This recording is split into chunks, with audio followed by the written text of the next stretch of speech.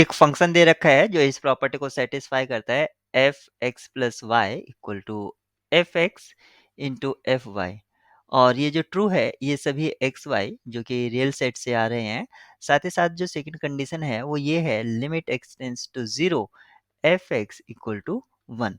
तो ये हमारी गिवन हाइपोथेसिस है और हमें यहाँ पर एफ के बारे में कुछ प्रिडिक्शन करना है कि एफ स्ट्रिक्टली इंक्रीजिंग होगा या एफ कांस्टेंट होगा या बाउंडेड होगा या एफ इस प्रॉपर्टी को सेटिस्फाई करता है जो जैसे कि आप ऑप्शन सी में देख रहे हैं, या जो सारी इमेज हैं एफ के लिए वो ग्रेटर देन और इक्वल टू जीरो होगी। तो हम सबसे पहले यहाँ पर ये देख लेते हैं कि ऐसे कौन कौन से फंक्शन हैं, 2 या 4 फंक्शन देख लेते हैं जो गिवन हाइपोथेसिस को सेटिस्फाई करते हैं। तो अगर हम f(x) जो है e raise to the power x, e raise to the power minus x, a raise to the power x, इस टाइप के ये जो फंक्शन हैं, ये गिवन हाइपोथेसिस को सेटिस्फाई करते हैं। यानी कि आप देख सकते हैं e raise to the power x into e raise to the power y equal to होता है e raise to the power x plus y। यानी कि ये हुआ आपका f x plus y equals to f x into f Y.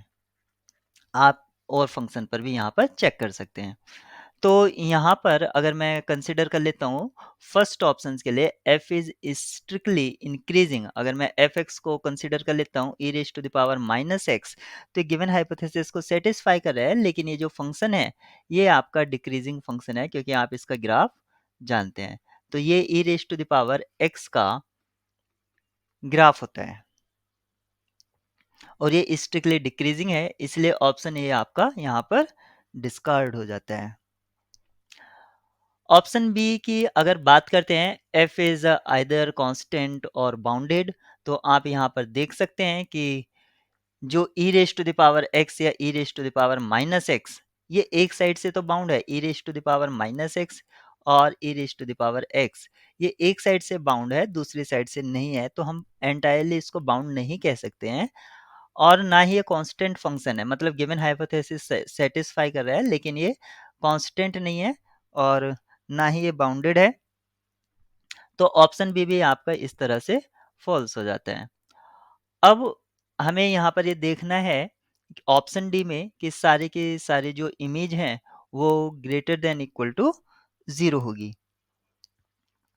तो यहाँ से आप देख सकते हैं जो e raise to the power x, e raise to the power minus x, ये जो तीनों हमने फंक्शन लिए हैं जो गिवन हाइपोथेसिस को सेटिस्फाई कर रहे हैं, ये ऑप्शन डी पर फिट बैठ रहे हैं। यानी कि जो इमेज है वो एक्स एक्सिस से अबव है, एक्स एक्सिस से ऊपर होना, यानी कि all images f x is greater than equal to zero, इस कंडीशन को सेटिस्फाई कर रहे हैं। तो यहाँ पर ऑप्शन डी करेक्ट है और हम यहाँ पर ऑप्शन सी को चेक कर लेते हैं।